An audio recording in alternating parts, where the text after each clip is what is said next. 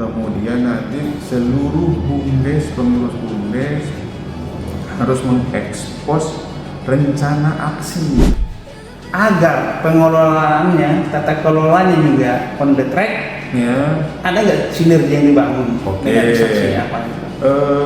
Kita bicara Binwas, pembinaannya iya oleh kami, pengawasannya, nah ini dia yang paling penting. Pengawasannya jangan sampai cita-cita luhur dari Astacita dalam hal pengawasannya ada penyalahgunaan wewenang, penyelewengan anggaran. Ini penting sekali. Ada yang namanya pentahelix.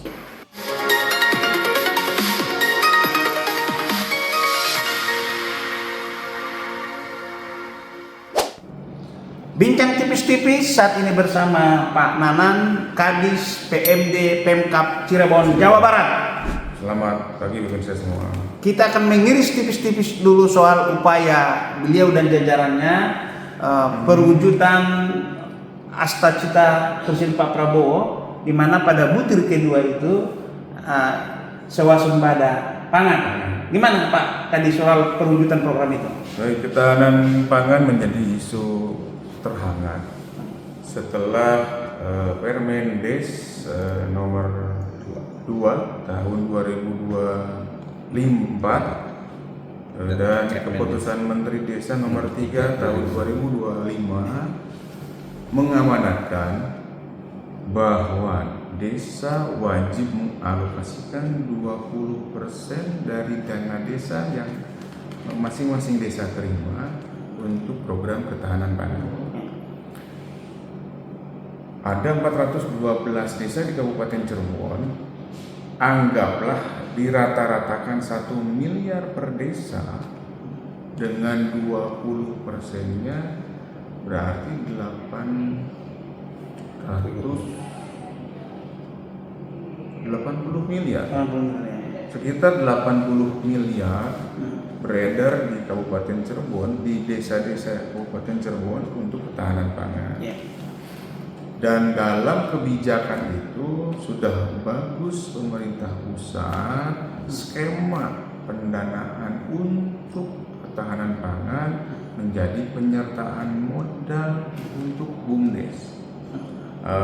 Jadi yang 20% itu dimasukkan ke BUMDes ya? Modal, pembiayaan, bukan pengadaan barang dan jasanya. Iya, baik. Tapi skema pembiayaan melalui penyertaan modal BUMDes. Jadi motor swasembada pangan dari desa-desa ini itu adalah mengaktifkan dan bagaimana roda perekonomian di desa berputar melalui BUMDes. Oke. Yang penyertaan modalnya sebesar 20% dari dana desa yang kita terima. Oke, Pak. Setelah ada BUMDes itu di Cirebon, pekarangan-pekarangan tentu kan sudah bisa dimanfaatkan atau leketan pertanian, coba itu. Ada urun rembuk dengan para pendamping desa dalam waktu yang tidak lama ya, minggu-minggu kemarin. Kami perintahkan pendamping desa untuk DIM, daftar inventarisir masalah, kemudian nanti seluruh BUMDes, pengurus BUMDes harus mengekspos rencana aksi. Oh iya, rencana aksinya. Nah, action plan-nya seperti apa?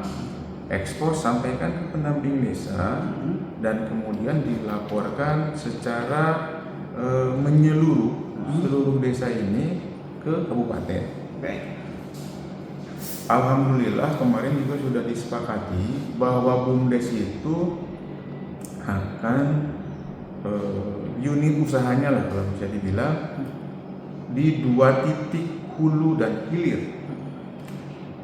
Kalau BUMDesnya bergerak di hulu berarti dia yang menanam padi mungkin, jagung atau hortikultura yang berkaitan dengan ketahanan pangan. Yang kedua, kalau bergerak di sisi hilir, hilirisasi, maka BUMDes dengan penyertaan modal 20% itu tidak lagi susah payah mencocok tanam, budidaya entah peternakan, entah pertanian. Tetapi kalau proses di hilir maka BUMDes wajib menyerap hasil produksi warga. Jadi ada jaminan pasar. Nah, itu dia. Kemudian ada nilai tambah juga, singkong tidak sekedar singkong, bisa bikin keripik juga, banyak di situ ya. Oke, baik. Sekarang kita beralih dulu, Pak Kadis.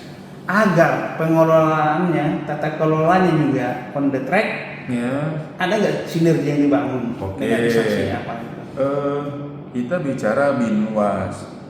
Pembinaannya iya oleh kami, pengawasannya, nah ini dia yang paling penting. Pengawasannya jangan sampai cita-cita luhur dari Astacita dalam hal pengawasannya ada penyalahgunaan wewenang, penyelewengan anggaran. Nah, ini penting sekali ada yang namanya pentahelix.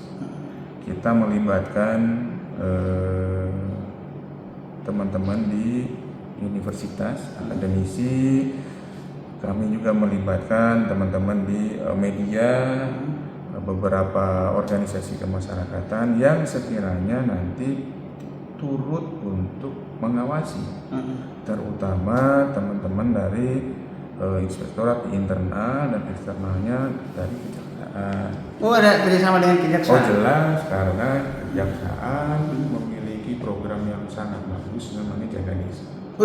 Coba iris tipis-tipis dulu Pak soal Jaga Desa ini di matanya Pak Kadis.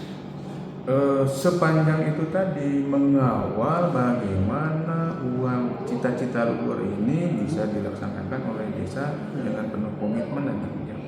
Aksi Jaga Desa ini apa aja yang dilakukan teman-teman Dari di sisi perencanaan, alhamdulillah Dinas PMD Kabupaten Cirebon sudah ada MOU kerjasama dengan kejaksaan. ya. Turunan dari MOU kerjasama antara Dinas PMD dengan Kejaksaan Negeri Kabupaten Cirebon adalah adanya perjanjian kerjasama ke 412 desa dengan kejaksaan.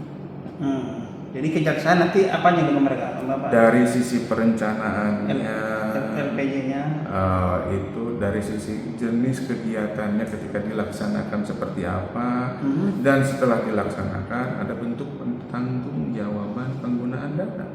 Oke. Nah, itu diawasi. Semangat pendampingannya supaya on the track. Dari perencanaannya sudah dikendalikan, sudah diawasi.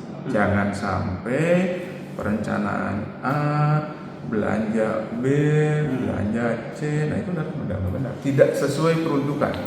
Demikian bincang tipis-tipis dengan Pak Nanan Kadis PMD Pemkab Cirebon, Jawa Barat. Sampai bertemu kembali.